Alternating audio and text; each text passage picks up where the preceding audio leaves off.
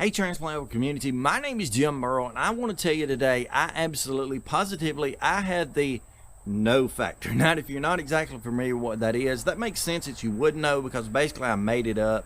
But what I'm saying by having the no factor, and I hope that you have it as well, is that we absolutely positively know our bodies better than anyone else, better than your doctors, better than the nurses, the coordinators, better than your spouses or your children. I hope that you know your body better than anyone else. Now, by doing that, you immediately become hyper aware of what you're going through every single day, and it leads you to having at least the ability to predict or foresee any problems in the near future. For example, I woke up this morning, and even though I couldn't explain it at the time, I just pretty much felt crummy. Now, I'd had a pretty decent night's sleep, so I thought I had a great day ahead of me, and I was looking forward to the day and kind of taking it on headlong. But as the morning wore on, I got to where I was feeling a little bit yuckier and yuckier, if that's the way of describing that.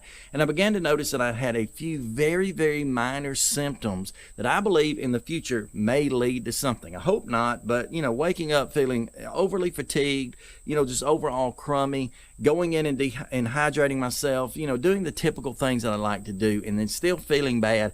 I knew there was something coming on. And later on as the afternoon wore on, even though it's close to, it's 92 right now, I'm actually having some chills, some aches, some shooting pains through my bones, which generally leads me to believe that there may be a viral type infection somewhere in me in my near future. Now, again, I hope that's not the case, but being hyper aware of my own body, that's the type of things that I typically might notice. And so I want to encourage you that as you're a transplant patient, especially being immunosuppressed at any point post-transplant, you really got to pay attention and be aware of what your body is dealing with. Now, what will I do with this information? Well, firstly and foremost, I'll just monitor myself. If I don't do it mentally, I may even write it down. I'll just be kind of waiting out hour by hour, taking note of how I feel, how my symptoms are. Am I getting better, worse? Am I becoming more symptomatic? I'll just take note of those things because heaven forbid it should be the case that I might end up having to call my coordinator, might end up in the doctor's office for some reason.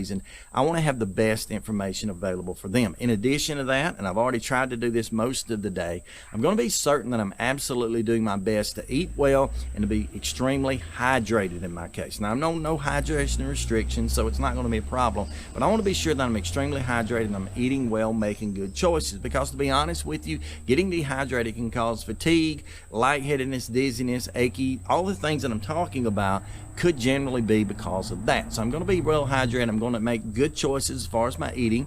Going to avoid a little bit more than normal sugars and salts and just, things that generally are not going to do our bodies any good. So anyway, all I'm talking about here is what I call the no factor. I hope that you certainly have it. If you don't, I hope that you'll really start watching yourself, because again, it is the case that you know yourself better than anyone else. Now, pray for me that there's nothing really coming out of this. I'll be praying for you as I do always.